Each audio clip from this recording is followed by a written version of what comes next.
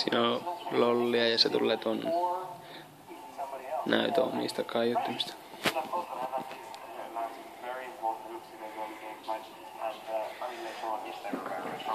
HD 1080p.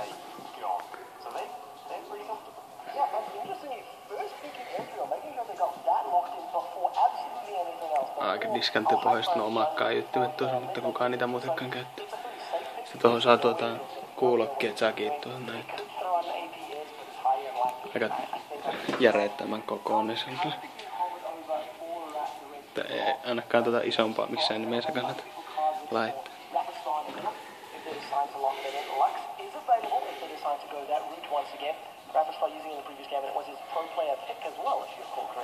Jees, mä laitan jotakin pelivideota tässä, kun mä keksin jonkun keino, miten mä saan tällä otettua videota, kun mä pelaan. Jees.